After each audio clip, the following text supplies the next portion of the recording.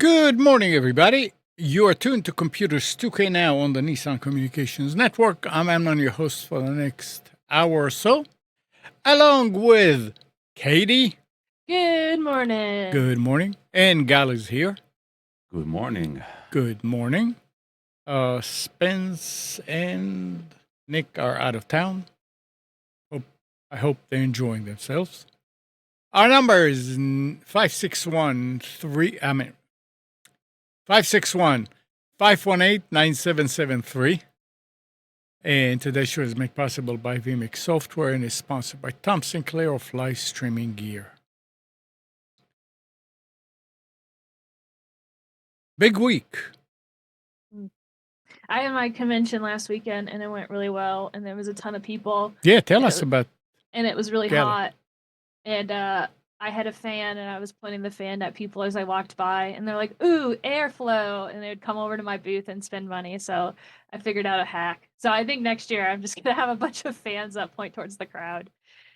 Yeah, there was a lot of people at the convention. The AC was fine when there was nobody there, and then 50,000 people showed up, and who knew? It made it really hot. I But mean, yeah, good. the week before, we were planning with friends to go to see a movie in IMAX Superman. Mm-hmm. The IMAX AC was broken, Oh so they my canceled the God. show. No, Oh, they yeah. canceled the show, right? Oh, good. So I get it. It's like the heat was unbearable. But Yeah, I was at the con as well as a spectator for a few hours, and it was fun. Yeah, good. Well, I'm glad you had fun. Yeah, there was so many people. It was insane. I know it was in downtown Raleigh, and they have plans to expand the convention center, and they really need to. Either that or stop selling that many tickets because it was insane. But yeah, it was good. It was fun. I already got my booth for next year because at the last day of the con, they're like, "Vendors, sign up for next year." And so I applied again and got in. So I'm like, yes. So I'll be there next year. And I don't remember if I talked on the show about the keyboard clicker fidget toys that I was making or selling. I can't remember if we talked about it on the show or off the show, but those were a huge hit. People loved fidgeting with those keyboard clickers. Were Yeah. you the only one selling them? Yeah. Oh. There was people downstairs in the vendor hall, I think, selling them. Didn't you say, Gal, you ran into one? So no, so there was a complete vendor showing in the Marriott and the hotel next to it. Yeah. There was somebody selling clickers, but the difference was they were selling. There were some that were selling a line just like yours, and he also sold like the arrows are on the keyboard with the up, down, left, right, and they had LED lightings reaction when you click. Yeah. That was the difference there. The price was, I think, on par. I think you and them priced it pretty much the same. But yeah, we saw it in one other location. And caveat to that too is I know exactly what you're talking about. Those he bought and are reselling. I made mine, so because I looked into if I could get a manufacturer to like make them or like looking at stuff out there, and you can buy those clickers with the LED lights in bulk, but they don't have very good Amazon reviews because the LEDs are really cheap and they break after a week. And so I was like, screw it, I'm gonna make my own. So I modeled and 3D printed the base to hold the key, whatever they called, switches to hold the switches, and then I bought the switches separate, and then I bought the keycaps separate, and I assembled them myself. So take that, reseller. Hey, Katie. I wonder if these if there are, yeah, I mean there should be, if you can buy like an RGB switch, right? One that when you click lights up. I don't know, probably, but I don't want to. That would add more cost. But that means batteries, yeah. Yeah, and I don't want to do that because I want to hit a good price point. Yeah. Katie, question.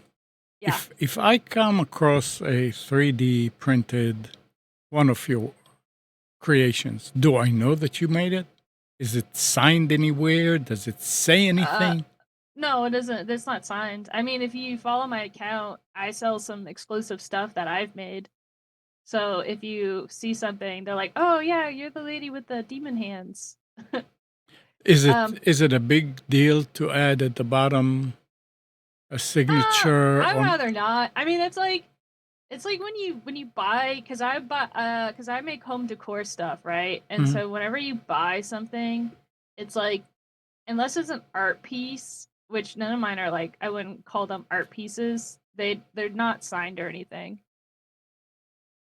And I'd rather not fiddle with that because that takes extra printing time to um do something that detail oriented. And even if it takes an extra 15 minutes, when I have 1,000 orders, that adds up really quick.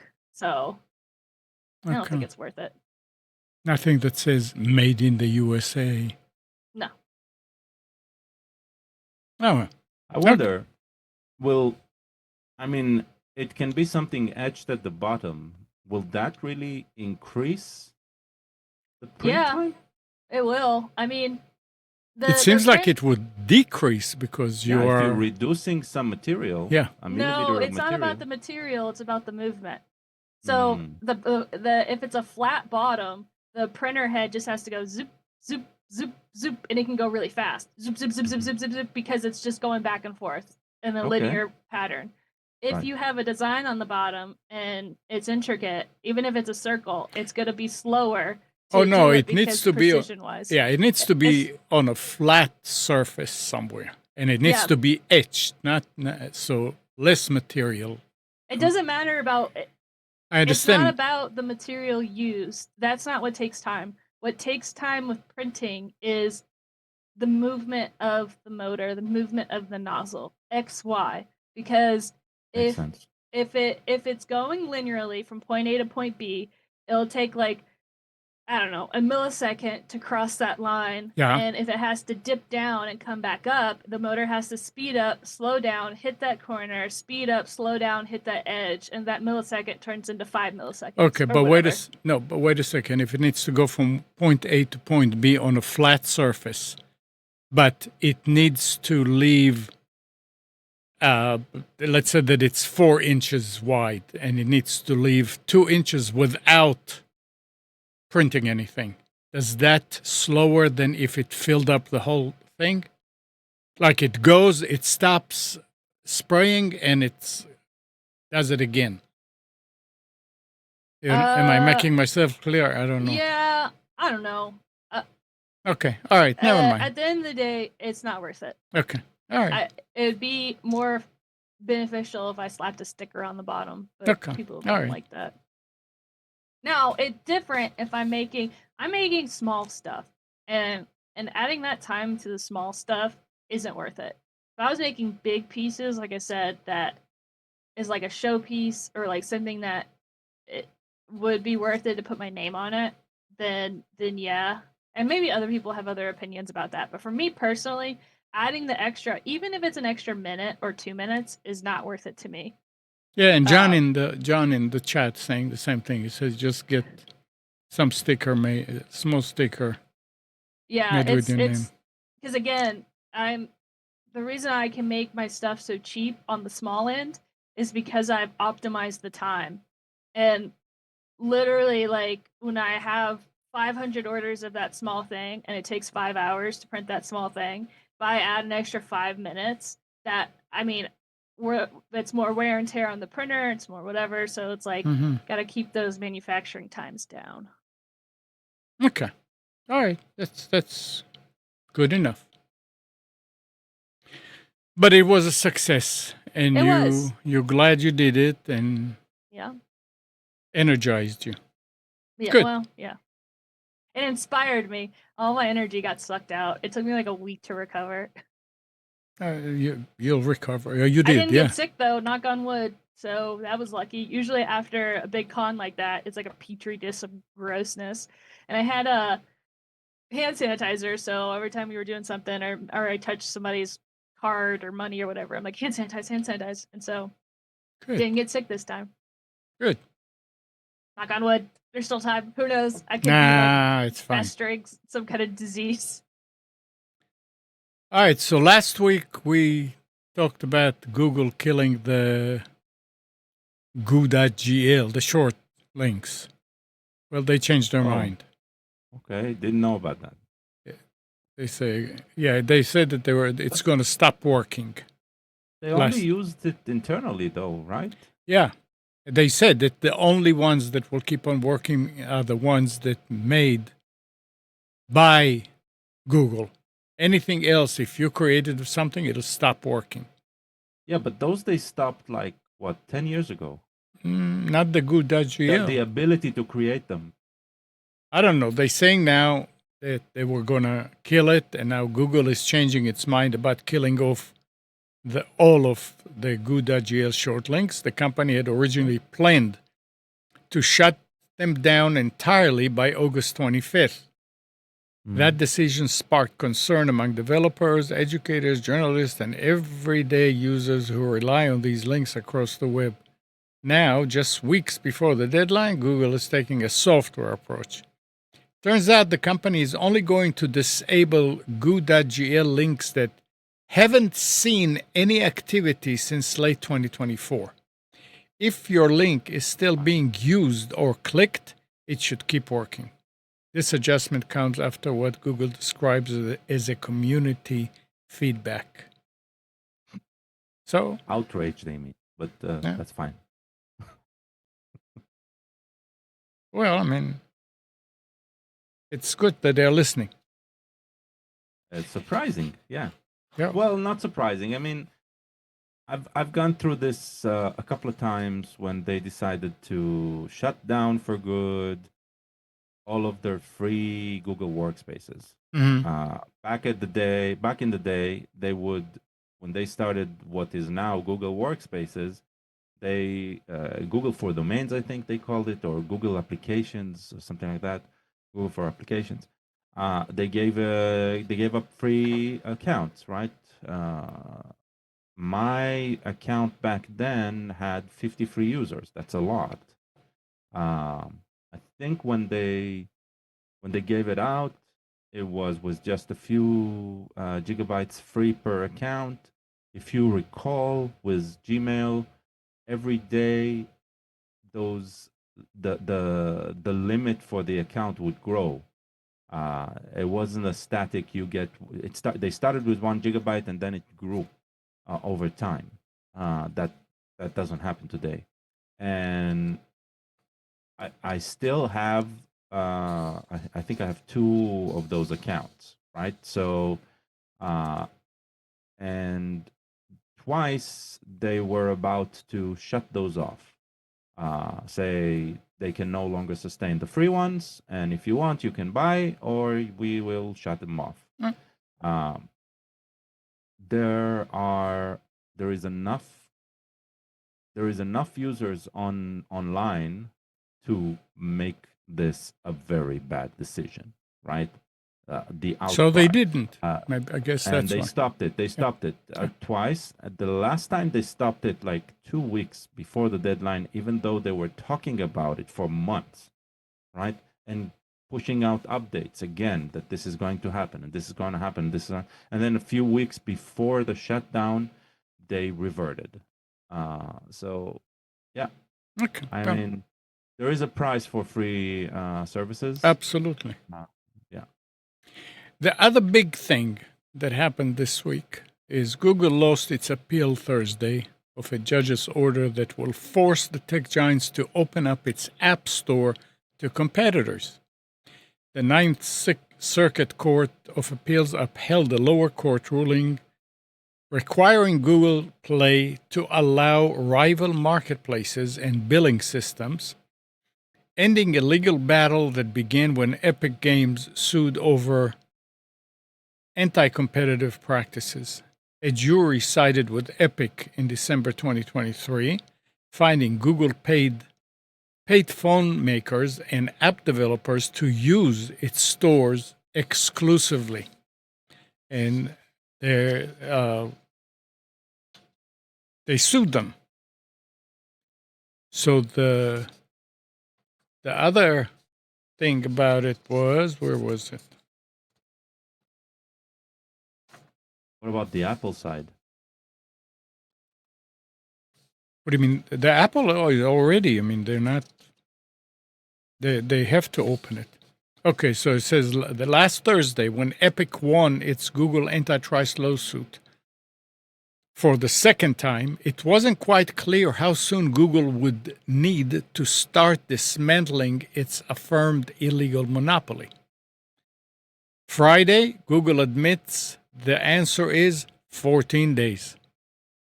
Google has just 14 days to enact major changes to its Google Play App Store and the way it does business with phone makers, cellular carriers, and app developers, unless it wins an emergency stay from the Ninth Circuit Court of Appeals as it continues to appeal. It must stop. To be clear. Huh? Right? To be clear. Yeah. All they need to do is not reject any app, right, that allows to download other apps. That's basically what the ruling means, right? That's the technical aspect of it. Right now, let's say there's a very famous app store on an alternative app store for Android called F-Droid. Okay, that serves free and open source applications. Okay, and it's working if you disable unknown services and allow to install from other services, etc. The OS itself allows it, but you cannot go to Google Play and search for F-Droid. You'll need to go to their website. You'll need to download the APK. You need to go through this bunch of technical steps, not complex, but to get that. Hurdles. Epic, by the way, has its own store for Android games that works in a similar way. Okay, so these exist. What you cannot do is you cannot go to Google Play and search for them and download them, because, right? Because of the user terms, the agreements that you need to sign in order to add your app to Google Play. One of them is we will not serve other apps, and the other is we must provide payment. If we collect payment, we must be through Google Play. This is really getting way too deep to it in the legal stuff. They're saying, I mean, all the users cares and the developers is that they'll be able to go somewhere else to pay. And that's the main thing. How it's going to affect what's going on is the paying and the ability to do it for the developers.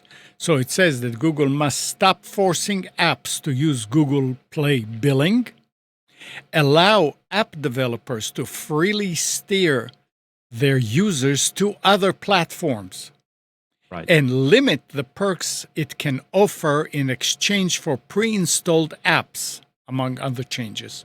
So things like that. So, you know, all the crap that we get installed, that maybe some of it is not going to be there, or it's not going to do any good for the companies to. Apple says, hey, install this program. I mean, Google say, install this program, you're going to get something in return. No, you can't do that. They say they have to limit that. So in essence, I mean, we're not looking at how it's going to change the legal picture about how they do business. That's for attorneys to talk about. We care about what do the developers, what will they do, and what would end users do that want to go and pay stuff somewhere else and not through their billing system. And that's big. That's huge. I mean, that's again. I'll tell you who's the one service that is going to make the most out of it, by the way, and it's not Epic. Epic are going to make a bunch. Of course not. It's Amazon. Why? Because right now Amazon does not have the ability to sell Kindle books on Android. Yeah. Right? Because of that, only Google can provide that. So you can search for books, but you cannot buy Kindle books on the Amazon app. And Amazon also has an app store, and they had to. It used to be on the Google Play, but because they were serving other apps, right? They had to remove that because of those agreements. Mm-hmm. So they are going to revamp their either their shopping app, or they're going to reintroduce their Amazon App Store, right, to the Google Play. And the winners are the users. Wait, why that's can't you always the buy case. Kindle books on Android? Because Google does not allow selling of books without Google Play. Oh, And that's Amazon weird. has their own payment processing, right? Yeah. So you can do shopping without Google. Well, I mean, Google Play is an option there, but Google Pay is an option. But you can do shopping on the Amazon app, but you can't buy books, you can't buy videos, you can't buy, because those are, Google has a monopoly on their platform for that. And that's what's broken. That is what is breaking now. Yeah. That monopoly. Interesting. It's gonna be good. We'll see how it materializes though. Mm-hmm. All right. Verizon is in the news again. Verizon has confirmed it will raise customer fees despite announcing a 3-year price lock in April. The carrier said the vast majority of customers will see increases of less than 30 cents. A Reddit thread cited by The Verge suggests the administrative and telco recovery charge will rise 28 cents to $3.78 per voice line, while data-only plan charges will increase $2.37 from $2.37 to $3.97 per line. And those changes are going to take effect on September 1st. So all in all, your bill with Verizon will rise. They always do it, so it's a little bit, so you don't pay attention and say, oh yeah, fine, yeah, okay. They're doing the Netflix approach. Netflix was like, we'll just raise it $1 here, $1 there, and then after 15 years, they quadrupled the price. Yeah. What, Gal? Why did you shake your head? What's that?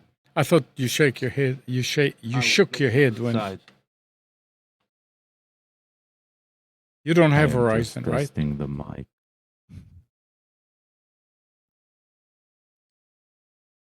No Verizon. Okay. And this is weird. I mean, I don't remember ever talking about this, but there's a Windows 11 SE. So it says Microsoft has discontinued Windows 11 SE, its education-focused operating system designed for low-cost school PCs. The company confirmed that Windows 11 SE will not receive the upcoming version 25H2 update, and support will end in October 2026, including security updates and technical assistance. So I guess this is something that was supposed to compete with Chrome OS for schools. We talked about it in the past. Okay, I don't remember. Windows S is just Windows that the only thing you can install is from the Windows Store. And there's a command to break out of it. It's the same Windows, but it's just like a limited. Yeah. Yeah. It's basically the Google Play thing on Windows, something like that. Maybe it is a result of the ruling. Now, I don't use Discord, and I'm not a gamer. But this article. I'm locked in. There we go. I do both of those things. Fraudsters are flooding Discord and other social media platforms with ads for hundreds of polished online gaming and wagering websites that lure people with free credits and eventually abs, abs, abs, abscond abs, with any cryptocurrency funds deposited by players. Here's a closer look at the social engineering tactics and remarkable traits of this sprawling network of more than 1,200 scam sites. The scam begins with deceptive ads posted on social media that claims the wagering sites are working in partnership with popular social media personalities, such as Mr. Beast, who recently launched a gaming business called Beast Games. The ads invariably state that by using a supplied promo code, interested players can claim 2,500 credit on the advertised gaming website. And you said this is a scam? It's all scams. Yeah, Discord. Well, any website that deals with accounts like social accounts like Facebook, Instagram, whatever, it's rife with scams and people that are trying to steal your information or get your money. A lot of on Discord, what people will do, bad people will do, is they will pretend to be somebody else and send you a message, and then at the end of the day, just follow the simple rules of if it's a strange message from a stranger or it's off, don't click on anything. Like, don't ever click on anything that anybody sends you. Also, too, you can set your account to private, or I don't know what they call it on Discord, but you can set it to where you don't get random messages. You only get messages from people you know. That's still, though, if your friend gets hacked, or I say quote unquote hacked, really they fall for what all the other popular things is, where it's like, oh, you have to sign into your Discord here, sign in here, and then really it's like a scam site just trying to get their login credentials. I've seen some people fall to that, and then once that person has once that person's in that account, they send like spam, malware, phishing, whatever messages to everybody in their library. So really, it's same old, same old.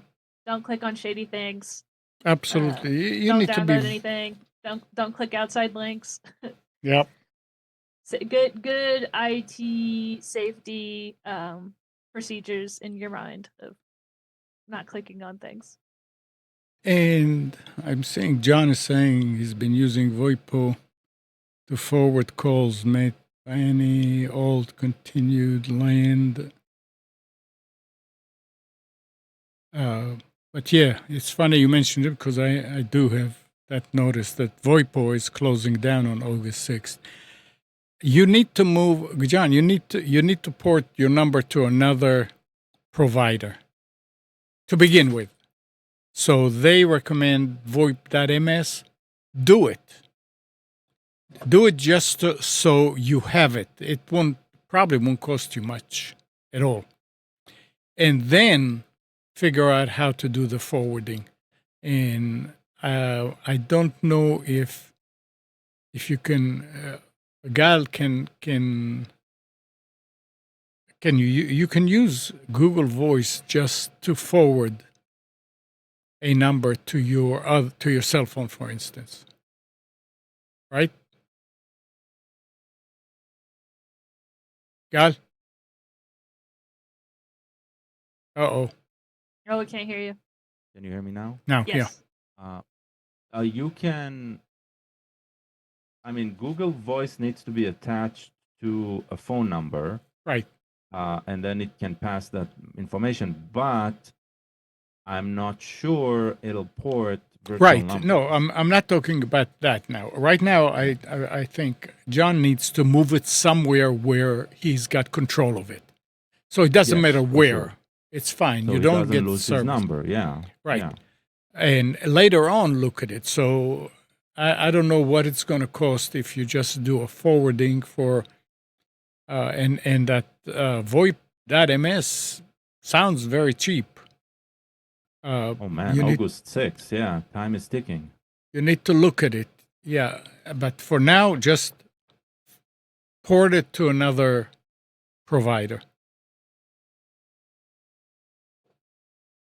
Yeah, and Mike says that VoIP.ms is dirt cheap. Yeah. So do that first.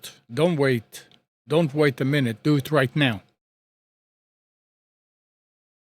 And yeah, they are. I used to use them for a few years, and then when they went down for about a month, I said that's it. So they finally closing down completely.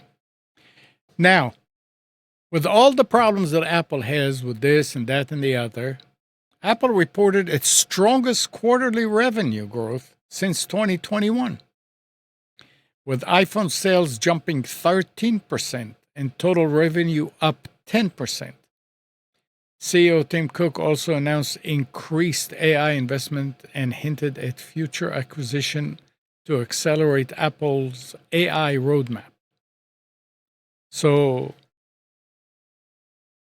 there was all kind of talk about, okay, what is Apple going to do if this happened? What is Apple going to do with AI comment taken? Apple is there.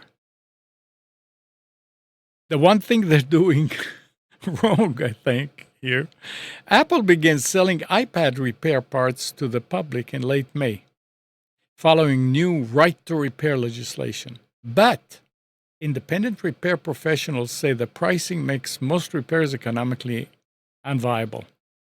Wow. A charge port for an iPad Pro 11 cost $250 from Apple, compared to less than $20 for an aftermarket part.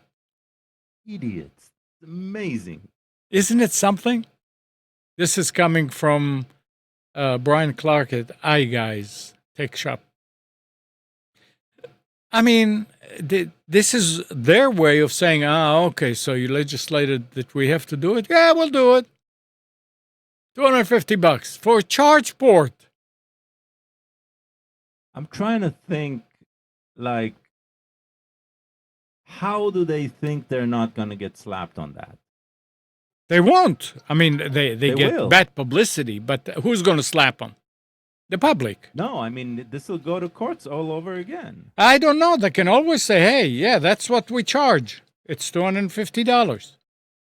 We always charge that, and that's what we're going to charge. It's their business. But the publicity is going to go bad, yeah. Now, if they were selling it all along for $50 and now they're selling it to repair shops for $250, that's a different story. And I don't know that. Okay, so the other side for the rights of repair, right, is not just the availability of parts, but is that if I took my device to a repair shop, right, and they did a repair, and now something else isn't working, right? Not that part, but now something else isn't working, and I take it to Apple, right? They cannot refuse to repair it. That's part of the right of repair. Okay. Okay?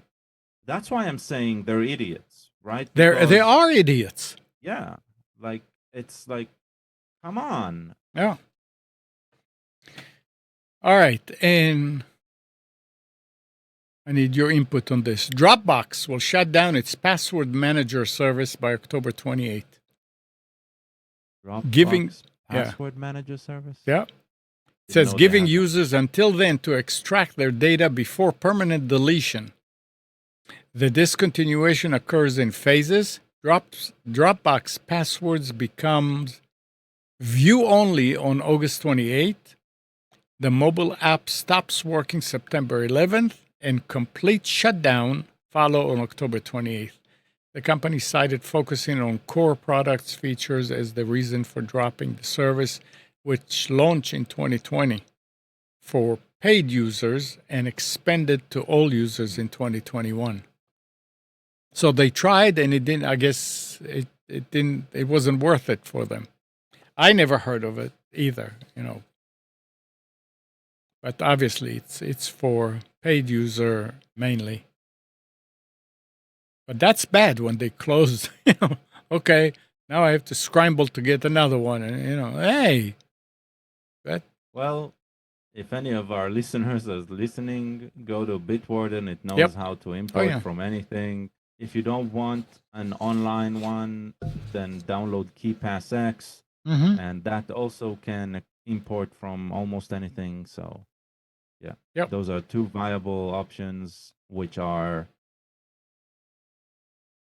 I don't know if they're better, but they're in you have more control over them. That's all. I'm just reading here. Yeah. This is, of course, this is one person's opinion here. That article, but it says Windows 11 has become indistinguishable from malware because of the way Microsoft has inserted intrusive advertising, AI monitoring features, and constant distraction designed to drive user engagement and monetization to the operating system, argues veteran writer and developer Rupert Goodwins of the Register. Goodwin contends that Microsoft has transformed Windows 11 into an ADHD horror show, full of distractions, promotions, and snares, where AI features constantly video what you're doing and send it back to mother.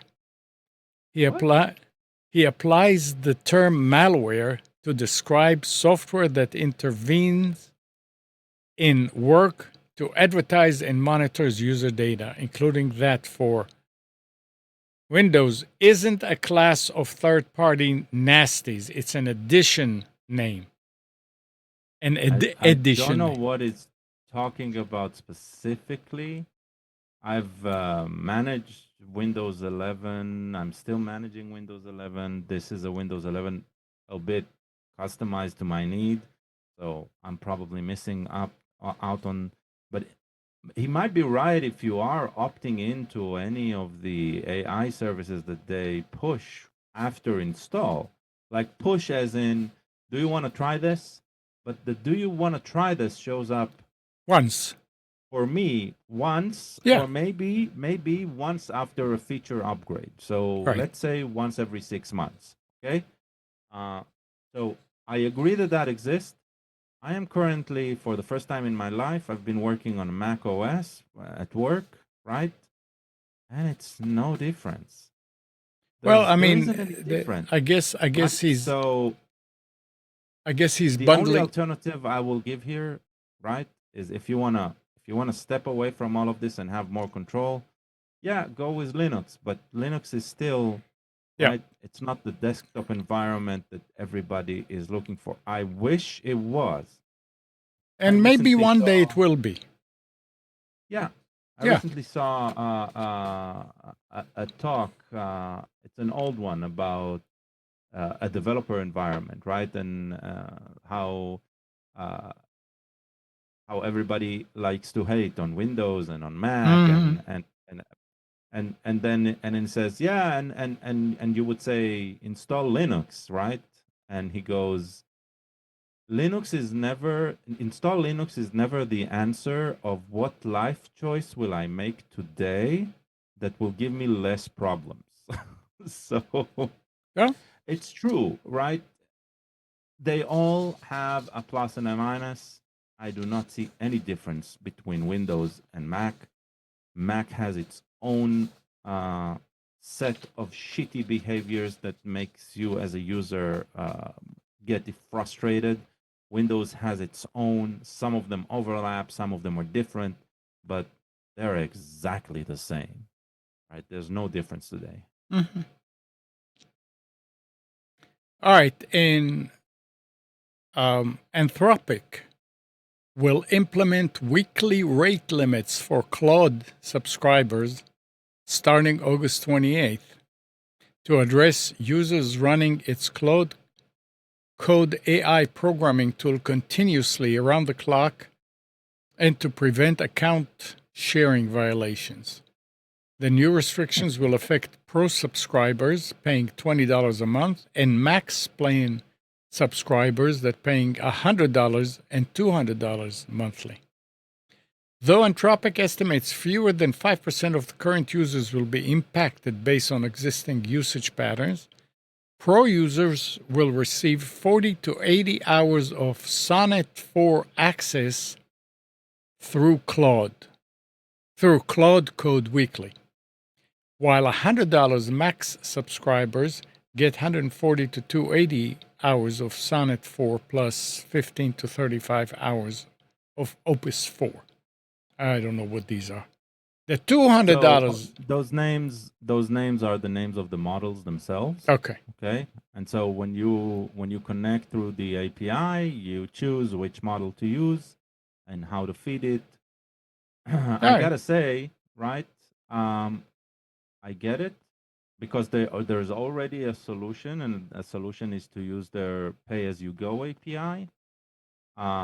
And I've been subscribed to both that and the OpenAI one, and I can tell you, as a regular user, I am saving money by using these because I do not get to the $20 a month. Good point. Right? Yeah. So the fact that they're setting up rate limits makes total sense to me. Should have been there from the beginning. I read. It's good.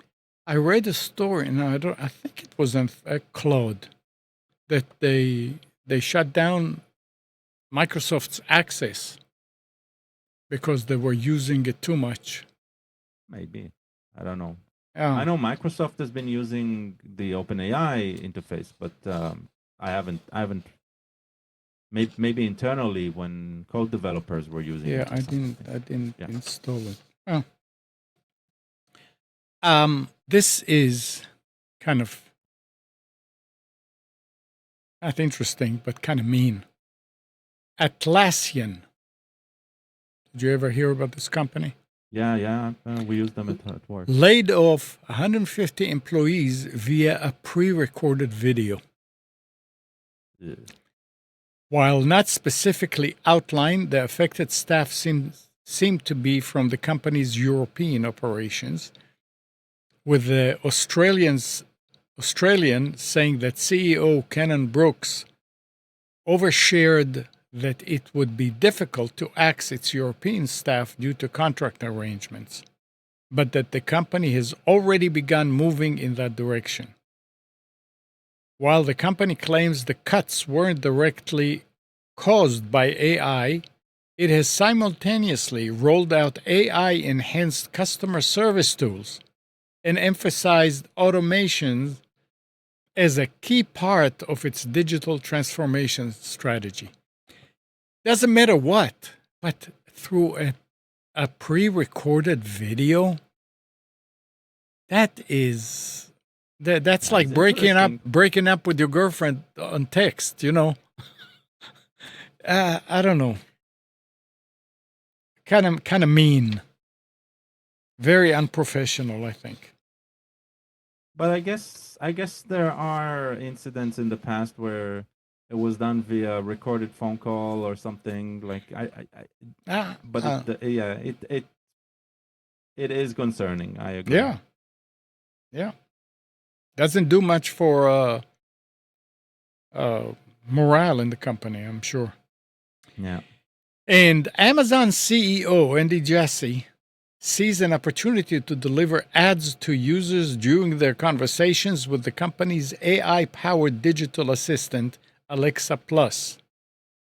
He said that during Amazon's second quarter earnings call on Thursday. People are excited about the devices that they can buy from us that has Alexa Plus enabled in it. People do a lot of shopping with Alexa Plus. It's a delightful shopping experience that will keep getting better. I think over time there will be opportunities as people are engaging in more multi-turn conversations to have advertising play a role to help people find discovery and also as a lever to drive revenue. So you're buying a device, and you're getting ads. You will. I mean, they're not doing it now. They said that he sees potential But for it. they're already doing it, by the way. Oh. They're doing it for just Amazon services, right? It's like, or Yeah. for Alexa features. You ask it, I don't know, to shut down the light, right? And oh, by the way, I can do it for you automatically. Yeah, Good it's evening, already blah, does blah, that. blah, blah, blah, blah, blah, blah, Yep. blah, blah. And there's no way of stop. There's only one way of stopping it. Sorry, there is still a way of stopping it, and it is switching your device to child mode, as if for kids. If the device is for kids, apparently, I don't think it's because it's not allowed. I think it's because they haven't dealt with the legal ramifications yet. So they decide, okay, if it's for kids, we won't push advertisement. Okay, but yeah, it's terrible. It is awful. I'm happy with my Alexa original. The original Alexa. I mean, yeah, but it still does it. Oh, by the way, yeah, it does. Yeah, right. Yeah, but then you say, Alexa, stop. Right, and it shuts up. Stop. Yeah. And this think is about for. If it'll have some smarts into it and says, "Are you sure you want to stop?" Well,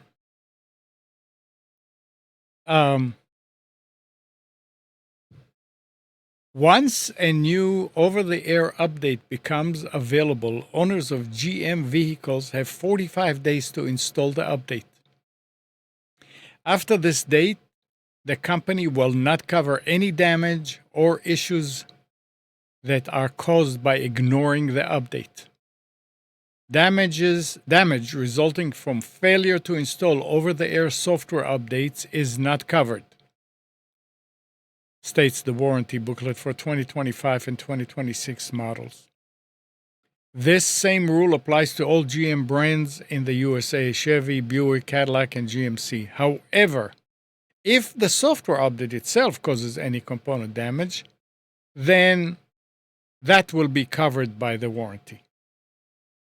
So owners coming from older GM vehicles will have to adapt as the company continues to implement its global B electronics architectures on newer models, which relies heavily on over-the-air updates.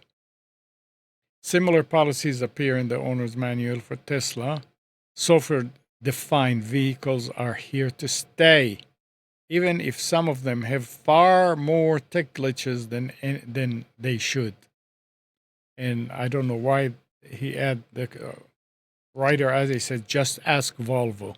I don't know what happened with Volvo with over the air, but now I have to worry about updating my car. If I have a car, now I have to worry about making sure that, do it. Wait until the car is parked somewhere and do it. You see? Parked somewhere. What if you're parked? What if you're parked not at home, and this happens, and then the car doesn't start? What if you're in the middle of a road trip? True. Yeah. Right. Yeah. What if you're just at the, I don't know, stoplight? So I wonder what it takes. It's nice that they give you the option to agree to start the upgrade. I wonder what it nice. takes. What is any idea? I mean, does your car have it? No, I don't have a new enough car for something like that. I wonder what it takes for mom and pop driving a new car to update their to start I'm guessing it's just to say I agree when it shows up, but it'll show up when you start up the car to drive. So the last thing on your mind right now is, okay, I want to upgrade this the system, right? And even if it'll show up on the screen when you switch off the car, let's say you drove into your garage, if you have a garage, and you switched off the car, right? What does it mean to upgrade now? Now, if you're parking on the street, and okay, let's say it shows you this when you park the car, you upgrade, you close the car and lock it, and let it upgrade, and then you come back and you can't unlock the car. What happens then? Yeah, right? I know. I mean, that's the reality. That's what people are fearing, and that's why they're not updating. The car runs fine without it. Why should I do it now? Oh. What type of damage will happen if I don't upgrade? Right? So, yes, shaking the finger and saying you should do it, while it might be true, you tell me why I need to do this update, right? And if it's just because you can charge me more money, then no. I don't know. I mean, it's ridiculous that cars are becoming like our computers. It's not that ridiculous. We've seen this. I mean, it's been clear that this is going to happen. It's not that ridiculous, but it's annoying. It's definitely annoying. Very, very annoying. And there's probably no regulation that says how this should be handled by the manufacturers at all. So each manufacturer is going to try their best, and at first it's going to be bad. And John is saying it becomes just normal. John is saying some software updates must be done by a dealer. That's for a system today that cannot be updated remotely. Yeah. But if you set it up properly, it'll eventually be on the air automatically all the time. I mean, everybody's doing the Tesla route, right? Tesla's been doing it, and most of the Tesla users, they love it. I'm not saying there hasn't been any issues, right? But in effect, in they general, like the idea. Yeah. I think if I had a car that was doing stuff like that, needs to do, I would take the car, go to a dealer, and do it in their parking lot, and then if it breaks, hey. I mean, for a plan, that is an excellent plan. It's still going out of your way. Yeah. Oh, right? absolutely. But, yeah. Well, but if you need to have brakes done, then you have to go out of your way to go and leave a car somewhere. And let's add it to the outro. If you need to update your car, go to the dealership and do it in their parking lot.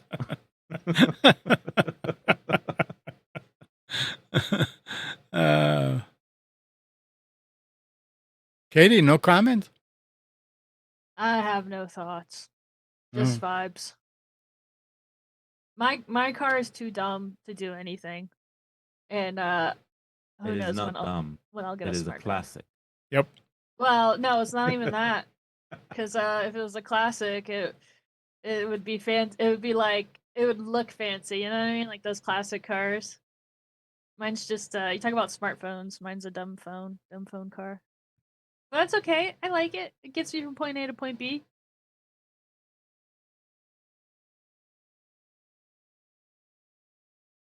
All right. It's that time of day. Anything else anybody wants to add? Good. You're good. Okay. All right. Well, thanks, Katie. Thanks, Gal. And good morning, Kathy, Hannah, Nabil, Mac, Norm, Donna, Dina, Mati, Eleanor, Sarid, Yaakov and Yael. Thank everybody for tuning to Computers 2K Now.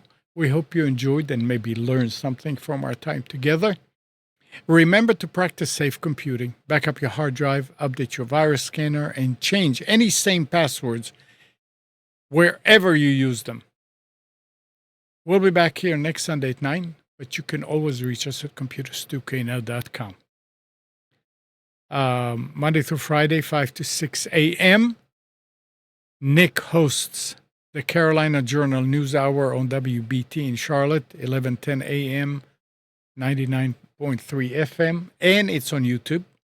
So on YouTube, just search for the Carolina Journal News Hour. And Nick does his own show, the Nick Craig Show, weekdays from 7 till 8. Just go to nickcraig.com and get the information there. Have a great week, and we'll be together again next week. Bye-bye.